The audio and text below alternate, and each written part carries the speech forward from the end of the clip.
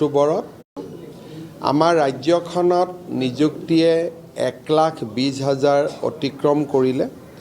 অহা 10 অক্টোবৰত প্ৰায় 40,000 নিযুক্তি সম্পূৰ্ণ হ'ব। ADREৰ পৰা পুলিচ কনিষ্টবলৰ পৰা SIৰ পৰা শিক্ষকলৈকে। আমাৰ 443 গৰাকী পশু চিকিৎসা বিভাগত ক্ষেত্ৰ সহায়ক, 12 গৰাকী পৰ্যটন উন্নয়ন বিষয়া আৰু 26 গৰাকী আমাৰ প্ৰবক্তা তথা সহকাৰী অধ্যাপক পদত নিযুক্তি পাবলৈ সক্ষম হৈছে।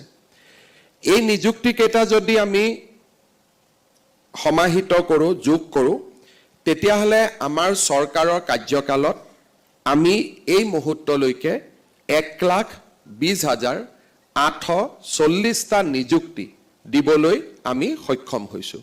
অৰ্থাৎ 2021 চনৰ পৰা 1,20,000 যুৱক যুৱতীয়ে চৰকাৰী চাকৰি পাবলৈ সক্ষম হৈছে। অহা 10 অক্টোবৰ তাৰিখে আমি ৰাজ্যত একেলগে আৰু প্ৰায় 40,000 যুৱক যুৱতীক নিযুক্তি দিম। নিৰ্বাচনৰ সময়ত আমি ৰাইজক প্ৰতিশ্ৰুতি দিছিলোঁ যে আমাৰ চৰকাৰ ক্ষমতালৈ আহিলে আমি 1,00,000 যুৱক যুৱতীক স্বচ্ছতাৰে নিযুক্তি দিম।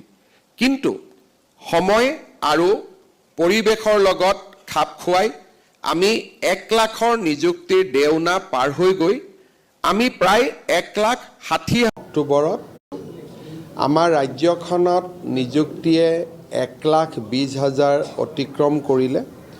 অহা 10 অক্টোবৰত প্ৰায় 40,000 নিযুক্তি সম্পূৰ্ণ হ'ব।